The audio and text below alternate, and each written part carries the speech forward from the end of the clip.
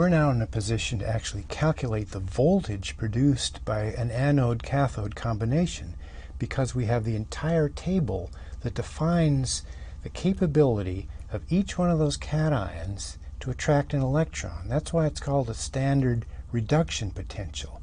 And that's why we always focus on the reduction side of an electrochemical cell first, because that's the side that wins the electrons.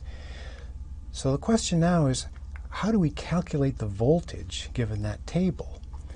So the first thing we do is we set up a standard wherein the calculation of that cell voltage is going to be the standard reduction potential of the winning substance minus the standard reduction potential of the losing substance, that is the losing half reaction.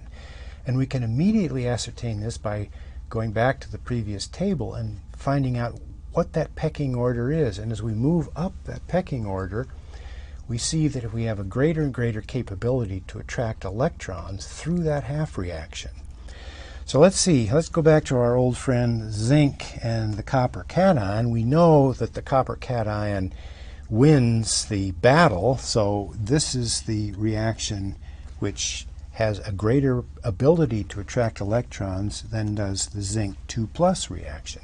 So that immediately establishes the fact that we are dealing with a zinc 2+ aqueous solution and a copper 2+ aqueous solution. And we know we can immediately identify the winning standard reduction potential.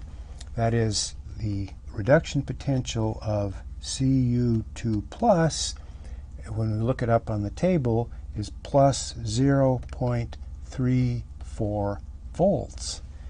The same reduction potential for zinc 2+ is equal to minus 0.763 volts. But now, coming back to our formulation for the calculation of that voltage, it's easy. We've solved it, because the voltage produced by that cell is equal to the difference in the standard reduction potential of the winning cation minus the standard reduction potential of the losing cation. So it's the winner minus the loser. It's the cathode minus the anode. So now we're ready.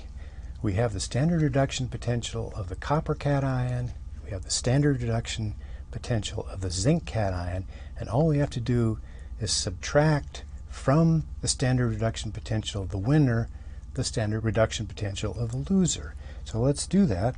We know that the copper 2+ cation has a standard reduction potential of plus 0.340, and so we want to subtract off the standard reduction potential of the anode, or the loser, and in that case that's minus 0.763 volts, and that difference gives us a voltage for that voltaic combination of plus 1.103 volts. And therein lies our ability to calculate the voltage for any voltaic cell pinned again to the standard hydrogen electrode.